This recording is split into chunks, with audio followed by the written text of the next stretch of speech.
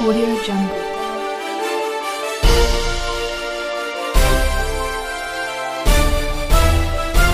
Audio Jungle. नमस्कार दोस्तों, Vinayak coaching Palsana में आपका हार्दिक स्वागत है।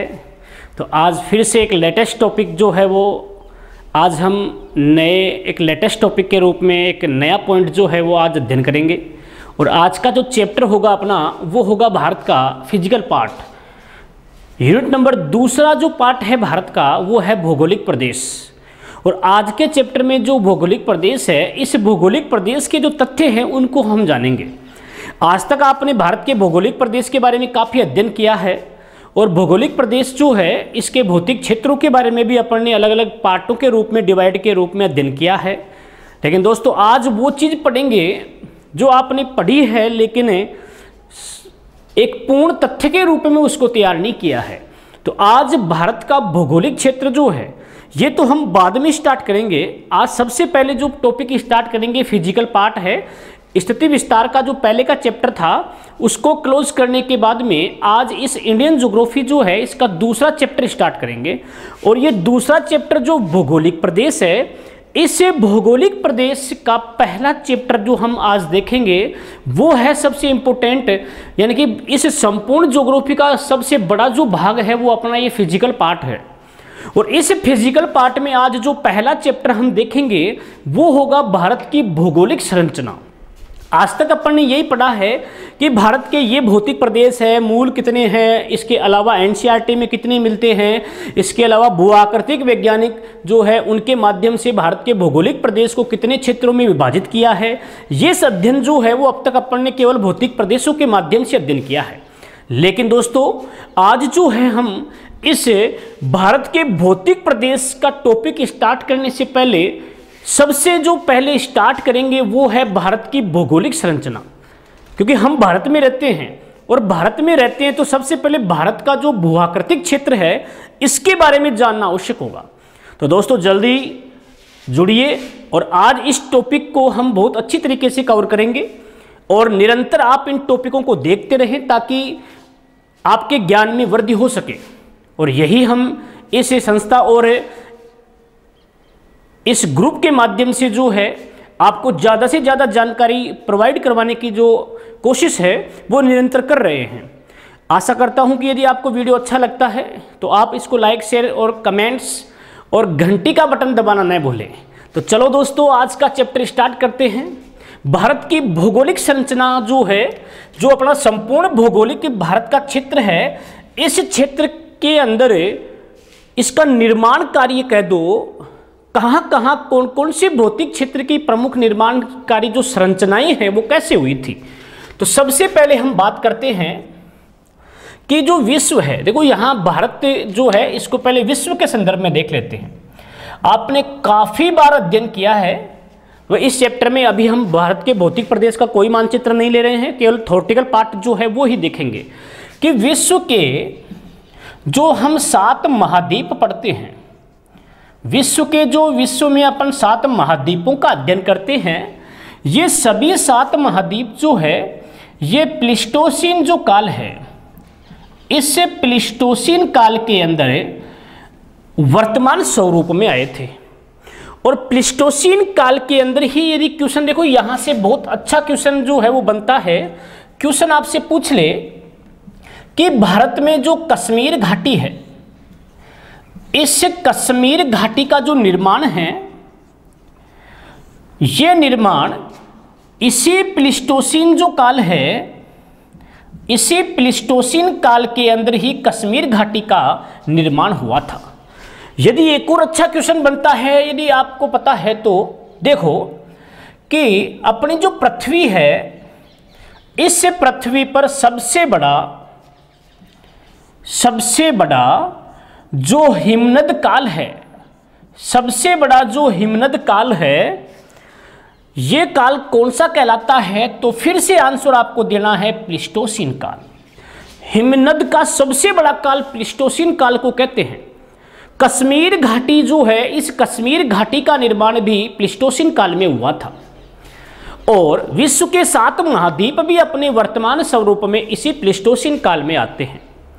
अब एक चीज आपको विशेष याद रखनी है कि जहां जहां बर्फ जमी हुई है जिसे हिमनद कहते हैं, तो बर्फ अर्थात हिमनद के अपर्दन के माध्यम से, अपर्दन जो हिमनद का होता है, इस अपर्दन के माध्यम से यू आकार की जो घाटी है, इस यू आकार की घाटी का निर्माण होता है। जबकि जब नदी प्रवाह होती है युवावस्था के अंदर, नदी युवावस्था में जब प्रवाहित होती है, उस दौरान नदी के अपर्दन के माध्यम से वी आकार की जो घाटी है, इस वी आकार की घाटी का निर्माण होता है। तो यहां देखो 2 पॉइंट हो गए कि यू आकार की घाटी तो हिमनद के अपर्दन से बनती है, जबकि वी आकार की घाटी जो है नदी की युवावस्था में जब अपर्दन की जो क्षमता है वो ज्यादा होती है, उस दौरान वी आकार की घाटी का निर्माण जो है वो नदी के द्वारा किया जाता है। दूसरी चीज आपने पढ़ी है भाई, भारत का जो भौगोलिक क्षेत्र है, भारत का जो भौगोलिक क्षेत्र है, इस भौगोलिक क्षेत्र का जब हम अध्ययन करते हैं तो उस अध्ययन में हमें कुछ तथ्य मिलते हैं। जैसे आपने पढ़ा है कि प्री कैम्ब्रियन काल, जो प्री कैम्ब्रियन काल है, इस प्री कैम्ब्रियन काल से ही भारत में अलग अलग भूआकृतिक क्षेत्रों का निर्माण होना प्रारंभ हो जाता है। प्री कैम्ब्रियन काल के अंदर जो आपका प्रसिद्ध अरावली पर्वत है, अरावली जो पर्वत है, इस अरावली पर्वत की जो उत्पत्ति है वो आपने पढ़ी है प्री कैम्ब्रियन काल में हुई थी। और प्री कैम्ब्रियन काल को प्री पैलेजोइक महाकल्प के रूप में भी जाना जाता है। अरावली पर्वत जो है ये वर्तमान में एक अवशिष्ट पर्वत के रूप में बना हुआ है। तो आप ये कह सकते हो कि भारत के मोड़दार पर्वतों के निर्माण में जो भौगोलिक कालक्रम स्टार्ट होता है वो प्री कैम्ब्रियन काल से ही माना जाता है। दूसरी बात, प्री कैम्ब्रियन जो काल है, इस प्री कैम्ब्रियन काल के बाद में आता है कैलिडोनियन। कैलिडोनियन जो समय था, कालक्रम है, इस कैलिडोनियन कालक्रम के दौरान जिन पर्वतों का निर्माण हुआ भारत में, यदि उनकी चर्चा करते हैं तो कुड़प्पा युगीन जो चट्टान है या कुड़प्पा जो भूसन्नति है, कुड़प्पा भूसन्नति जो है, इस कुड़प्पा भूसन्नति के द्वारा जो पूर्वी घाट है भारत का, इस पूर्वी घाट का निर्माण जो है वो हुआ था। अर्थात कैलिडोनियन का पर्वत क्रम के दौरान कुड़प्पा युगीन जो भूसन्नति है, इस भूसन्नति से पूर्वी घाट का निर्माण हुआ था। आज वर्तमान में जो पूर्वी घाट है, यहाँ जैसे महानदी बहती है, आपकी कृष्णा नदी बहती है, गोदावरी नदी जो है ये गोदावरी नदी बहती है, इसके अलावा आपकी कावेरी नदी बहती है। इन सभी नदियों के द्वारा इस पूर्वी घाट को आज कटाफटा जो अपर्दन है, उस अपर्दन के माध्यम से कटाफटा कर दिया गया है। तो इस कुड़प्पा युगीन भूसन्नति से पूर्वी घाट का निर्माण कैलिडोनियन काल के अंदर माना जाता है भारत के भौगोलिक संरचना के अंदर। कैलिडोनियन के बाद में अपन बात करते हैं तो आता है हर्षिनियन काल। हर्षिनियन काल के अंदर जो पर्वतों का निर्माण हुआ, जिन मोड़दार पर्वतों का निर्माण हुआ, उनमें एक तो आता है आपका विंध्याचल और दूसरा आता है आपका सतपुड़ा। देखो दोस्तों, आपको वो चीज प्रोवाइड करवाई जा रही है जो आपने अब तक नहीं पढ़ी है, या पढ़ी है तो उसकी जानकारी पूर्णतः स्पष्ट तरीके से नहीं देखी है, क्योंकि अधिकांश जो हम चैप्टर पढ़ते हैं उनमें ये संपूर्ण जानकारी जो है वो गौण तरीके से मिली हुई रहती है। लेकिन आज हम भारत के भौतिक प्रदेश में इसी जानकारी को सबसे पहले देख रहे हैं, ताकि आगे आने वाले भौतिक प्रदेश है उनका अध्ययन जो है वो आसानी से कर सके। देखो, भारत में हर्षिनियन काल के दौरान एक तो विंध्याचल पर्वत और एक सतपुड़ा जो है, इन पर्वतों का निर्माण जो है वो हुआ था आपके इसी हर्षिनियन काल के अंदर। लेकिन आपने पढ़ा है भाई सतपुड़ा और इस विंध्याचल पर्वत के मध्य एक भ्रंश घाटी बनी थी, और इस भ्रंश घाटी के अंदर आपकी नर्मदा नदी है, ताप्ती नदी है, वो प्रवाहित होती है। तो कालांतर में क्या है, इसे सतपुड़ा पर्वत जो है इसे एक मोड़दार वलित पर्वत न मानकर एक भ्रंश पर्वत जो है उसकी श्रेणी के अंदर माना जाता है।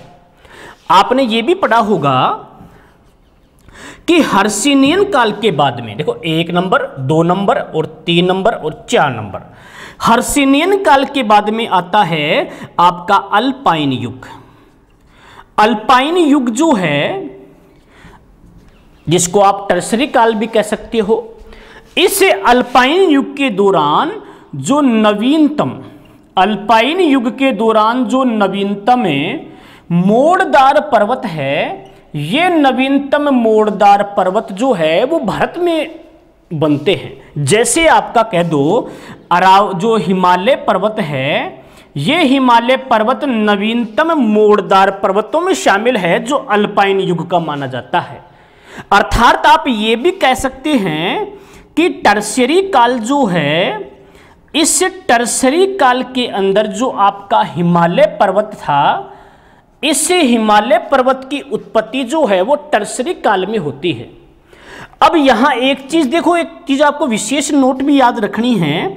यदि आपसे क्वेश्चन ये भी पूछ ले कि भारत में जो खनिज तेल है, इस खनिज तेल का जो उत्पादन है, ये उत्पादन कौन से कालक्रम की चट्टानों से होता है, तो आपको दोस्तों याद रखना है कि भारत में खनिज तेल का उत्पादन जिस कालक्रम की चट्टान से होता है वो चट्टानें भी कौन से काल की मानी जाती है, तो याद रखना है आंसर टर्सरी काल। टर्सरी काल का ही तो भारत में कोयला निकलता है, और टर्सरी काल का ही भारत में जो खनिज तेल है ये भी इसी समय का निकाला जाता है। औषधि सेलों से प्राप्त होता है, लेकिन ये आपका टर्सरी काल का कोयला। अब देखो यहां तक अपन ने पढ़ा कि भारत में अब धीरे धीरे जो पर्वतों का क्रम है, मोड़दार पर्वत है, उनका निर्माण जो है अपने भूआकृतिक क्षेत्र में होना स्टार्ट होता है। अब कालांतर में आपने पढ़ा है, यदि भारत में चट्टानों की बात की जाती है, चट्टानों की बात की जाती है कि भारत का संपूर्ण भौगोलिक प्रदेश है, इस प्रदेश में कैसे कैसे चट्टानों का निर्माण होता है, तो देखो सबसे पहले नंबर 1 की बात करें तो 1 नंबर पे आती है आर्केनियन चट्टान। आर्केनियन जो चट्टान है ये आती है सबसे पहले।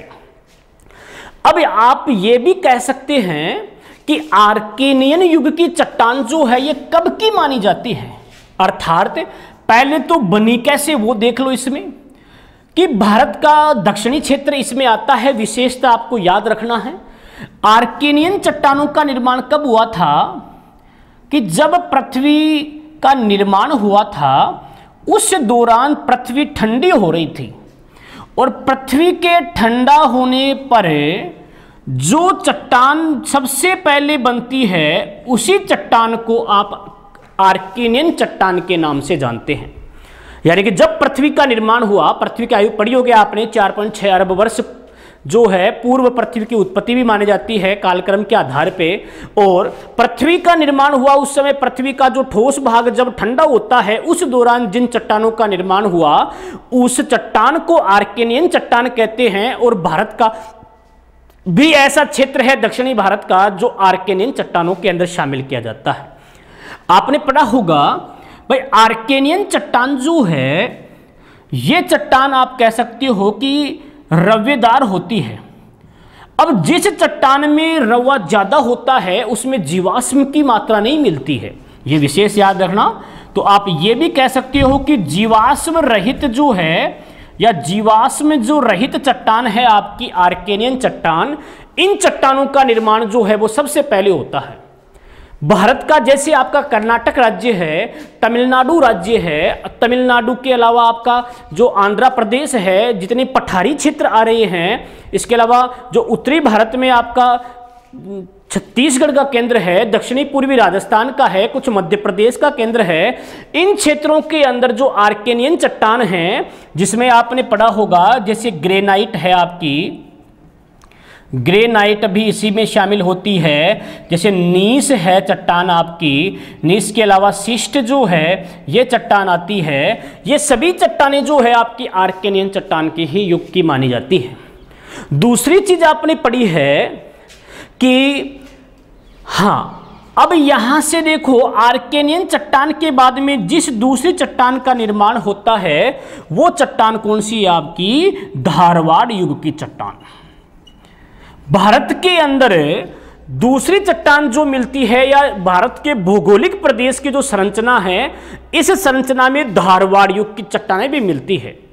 इन चट्टानों का निर्माण कैसे हुआ? देखो कि जो आपकी आर्केनियन चट्टानें हैं, इन आर्केनियन जो युग की चट्टान है, इनका अपक्षय और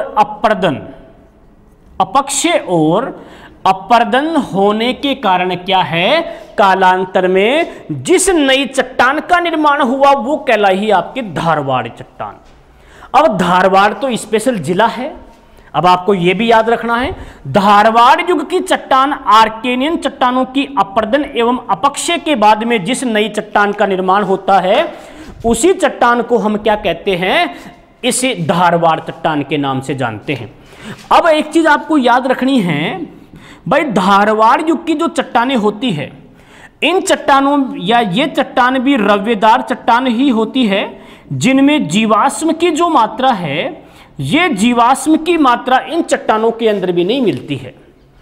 हाँ, एक कर्नाटक जो राज्य है, देखो कर्नाटक राज्य जो है, इस कर्नाटक राज्य का धारवाड़ जिला है, ये धारवाड़ जिला है, शिमोगा जो जिला है, इन जिलों के अंदर ये चट्टान विशेष रूप से एक बहुल्य मात्रा में खोजी गई थी। और धारवाड़ जो जिला था कर्नाटक राज्य का, उसी के नाम पर ये चट्टान जो है वो क्या कहलाती है? धारवाड़ युगीन चट्टान कहलाती है।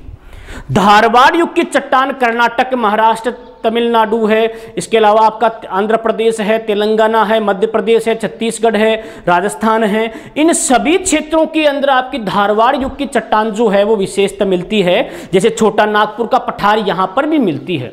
अब यहां से एक क्वेश्चन भी अच्छा आता है, क्वेश्चन आपसे पूछ ले कि भारत में खनिजों की सर्वाधिक प्रधानता या सर्वाधिक जो मात्रा है वो किस प्रकार की चट्टानों में मिलती है? तो आपको आंसर देना है धारवाड़ युग की चट्टान। देखो धारवाड़ युग की चट्टानों में सर्वाधिक जो मात्रा है वो मिलती है आपकी, इसे खनिजों की जो मात्रा है वो सबसे ज्यादा जो है वो इन्हीं के अंदर मिलती है। चाहे वो आपका सोना, तांबा, जस्ता, पीतल जो भी है वो सभी चट्टान इन्हीं चट्टानों या इन्हीं युग की चट्टानों से प्राप्त किया जाता है। तो देखो आर्केनियन तो कब बनी?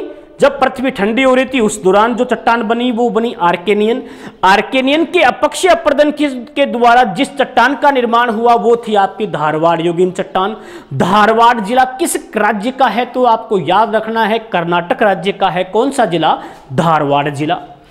अब इसके बाद में जो नेक्स्ट चट्टान आती है युग की, उसकी चर्चा करते हैं। तो पहले एक बार रिवाइज देखो, विश्व के 7 महाद्वीप जो है, ये 7 महाद्वीप प्लीस्टोसीन काल के अंदर अपने वर्तमान स्वरूप में आए थे। कश्मीर घाटी का निर्माण भी प्लीस्टोसीन काल में हुआ था। पृथ्वी पर सबसे बड़ा जो हिमनद है वो भी किस काल का था? प्लीस्टोसीन काल में ही था। और प्लीस्टोसीन काल जो है, या इस आप ये कह दो हिमनद के अपर्दन से जिस आकार की घाटी का निर्माण होता है वो क्या कहलाती है? यू आकार की घाटी। और जब नदी युवावस्था में होती है तो वी आकार की घाटी अपर्दन के माध्यम से बनाती है। फिर पड़ा भारत का जो भौगोलिक प्रदेश है, इस भौगोलिक प्रदेशों में सबसे पहले जो भौगोलिक संरचना है उसमें पर्वतों का निर्माण, मोड़दार पर्वतों का निर्माण कैसे हुआ भारत में वो चर्चा करेंगे। तो सबसे पहले काल आता है प्री कैम्ब्रियन काल। प्री कैम्ब्रियन काल में आपका अरावली पर्वत एक मोड़दार पर्वत के रूप में इसकी उत्पत्ति होती है।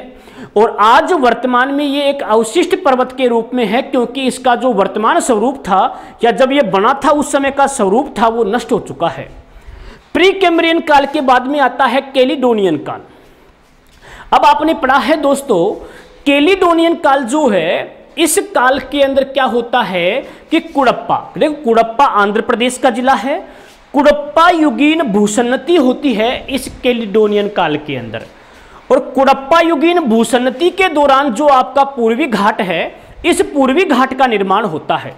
और इसी पूर्वी घाट पे महानदी कृष्णा, कावेरी, गोदावरी आदि नदियों के माध्यम से पूर्वी घाट का अपरदन करके इस पूर्वी घाट की जो पहाड़ियां हैं उनका अपन ये कह सकते हैं उनको क्षति पहुंचा दी। अब पूर्ण रूप से ये स्पष्ट तरीके से घाट के रूप में या पहाड़ियों के रूप में नहीं रहा है। दूसरी बात, कैलिडोनियन के बाद में आता है हर्षिनियन काल। हर्षिनियन काल जो है, इस काल के अंदर भारत में एक तो आपका विंध्याचल पर्वत जो है ये बना था, इसके अलावा सतपुड़ा का निर्माण भी इसी काल में हुआ था। विंध्याचल पर्वत भारत में बलुआ पत्थर जो है इसके लिए प्रसिद्ध है, जैसे आपका ताज में लाल किला है, इसके अलावा जो बड़ी बड़ी इमारतें हैं, आगरा दुर्ग है, ये जितने भी मुगलों के समय या साम्राज्य काल के दौरान जो बड़ी बड़ी दुर्ग इमारतें बनी हैं जिनमें बलुआ पत्थर का प्रयोग किया गया है, वो बलुआ पत्थर जो है वो आपका इसी विंध्याचल पर्वत का ही माना जाता है। यह भी आपको विशेष ध्यान रखना है। और इसके अलावा आपने पढ़ा है कि विंध्याचल सतपुड़ा के बीच में एक भ्रंश घाटी है जिसमें नर्मदा नदी पूर्व से पश्चिम की ओर बहती है। इस कारण क्या है, भ्रंश घाटी होने के कारण क्या है, सतपुड़ा जो है इसे एक ब्लॉक पर्वत या भ्रंश पर्वत ही माना जाता है। दूसरी बात, चौथा जो समय आता है वो अल्पाइन युग का है। और अल्पाइन युग के अंदर क्या होता है दोस्तों, अल्पाइन युग के अंदर जो आपका मोड़दार पर्वतों का क्षेत्र है, नवीनतम मोड़दार पर्वत जो है विश्व के, उनका निर्माण अल्पाइन या टर्सरी काल में हुआ था। जैसे आपका हिमालय पर्वत है, इसके अलावा आपका एंडीज पर्वत है, रोकीज पर्वत है, एटलस पर्वत है, इस आदि पर्वतों का निर्माण जो है वो मुख्यतः इसी टर्सरी अल्पाइन युग के अंदर ही हुआ था। ये विश्व के नवीनतम मोड़दार पर्वत है जिनका निर्माण सबसे एंड में माना जाता है। फिर आपने पढ़ा है कि टर्सरी काल के अंदर ही क्या होता है, हिमालय की उत्पत्ति होती है। और टर्सरी काल के अंदर ही भारत का जो कोयला अपन कह सकते हैं या खनिज तेल जो है, ये मुख्यतः टर्सरी काल का ही प्राप्त होता है भारत में कालक्रम के आधार पर। यदि भारत के भौगोलिक संरचना में चट्टानों की बात करेंगे तो आर्केनियन युग की चट्टान भी भारत में मिलती है। दक्षिणी भारत है, इन सभी प्रमुख राज्यों में ये इसका विस्तार मिलता है। ये चट्टान बनी कैसे, जब पृथ्वी का निर्माण हुआ तो पृथ्वी का जब ठंडा होने का समय आता है, तो जब पृथ्वी ठंडी होती है उस दौरान जिस चट्टान का निर्माण हुआ वो चट्टान कहलाई आपकी आर्केनियन चट्टान। जब पृथ्वी ठंडी हुई तो उसमें रवे की मात्रा बढ़ी, तो आपने पढ़ा है कि रवे की मात्रा होने के कारण क्या है, जीवाश्म का निर्माण नहीं हो पाता है। तो ये चट्टान जीवाश्म रहित है। जैसे आपकी ग्रेनाइट चट्टान है, नीस है, शिस्ट है, ये सभी चट्टानें जो है वो जीवाश्म रहित मानी जाती है। आर्केनियन के बाद में दूसरी चट्टान जो बनी उसका नाम है धारवाड़ युग की चट्टान। इन चट्टानों का निर्माण कैसे हुआ, तो आपको याद रखना है कि आर्केनियन युग की चट्टानों का अपरदन और अपक्षय के बाद में जिस नई चट्टान का निर्माण हुआ वो चट्टान कौन सी कहलाई, धारवाड़। धारवाड़ जो है, इन चट्टानों का सर्वाधिक क्षेत्र कर्नाटक राज्य का जो धारवाड़ जिला है, शिमोगा जिला है, बेलारी जिला है। एक जिले का नाम और याद रखना, बेलारी। शिमोगा है, धारवाड़ है, बेलारी है। इन जिलों के अंदर विशेषतः इस प्रकार की चट्टान जो है वो प्राप्त की गई हुई, और इसी कारण क्या है, कालांतर में इस युग की चट्टानों का नाम क्या रखा गया, धारवाड़ युग की चट्टान। दोस्तों अब यहां से आगे चलते हैं, तो इस धारवाड़ युग के बाद में नेक्स्ट टॉपिक देखेंगे, तो आप स्क्रीनशॉट ले सकते हैं, या समझ में आ गई है तो वैसे कोई दिक्कत ही नहीं है। अब यहां से जो है हम आगे चलते हैं। तो देखो दोस्तों, धारवाड़ युग के बाद में जिस नए युग का निर्माण हुआ उसको देखते हैं कि किस कालक्रम का नया निर्माण होता है भारतीय संदर्भ में, भौगोलिक संरचना के संदर्भ में।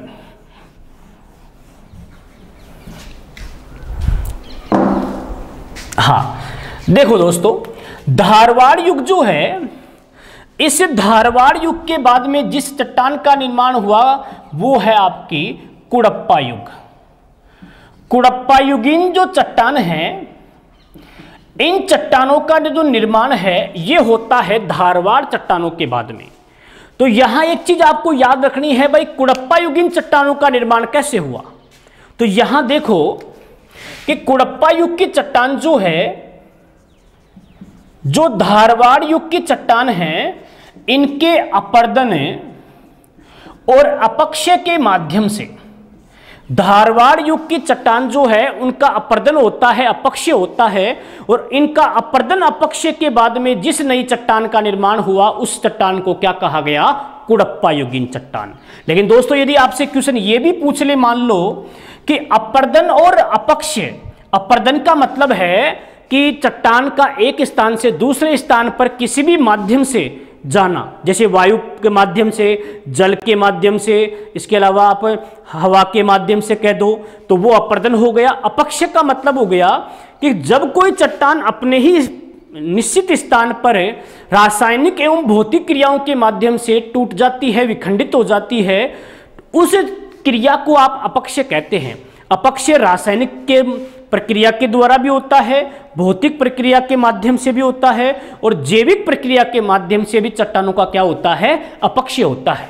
लेकिन यहां आपको याद रखना है कि अपर्दन और अपक्षय के सामूहिक रूप को क्या कहा जाता है? तो आपको याद रखना है अनाच्छादन। अनाच्छादन जो है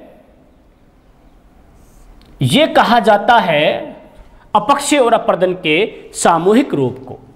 अब देखो यहां पर कुड़प्पा युगीन की जो चट्टान है, तो पहली चीज याद रखना कि ये जो कुड़प्पा है वो आंध्र प्रदेश जो है, इस आंध्र प्रदेश का जिला है कुड़प्पा, और यहां से ये चट्टानें खोजी गई, तो कालांतर में इन चट्टानों को कुड़प्पा युगीन चट्टानों का नाम दिया गया। और कुड़प्पा युगीन चट्टान जो है ये आपका आंध्रा है, तेलंगाना है, आपका छोटा नागपुर का पठार है, छत्तीसगढ़ है, इन सभी क्षेत्रों के अंदर क्या है, इस प्रकार की चट्टान कर्नाटक में भी मिलती है। लेकिन आपको ये ध्यान रखना है कि धारवाड़ युग की जो चट्टान है, इन चट्टानों से कम महत्व कुड़प्पा युगीन चट्टानों का है।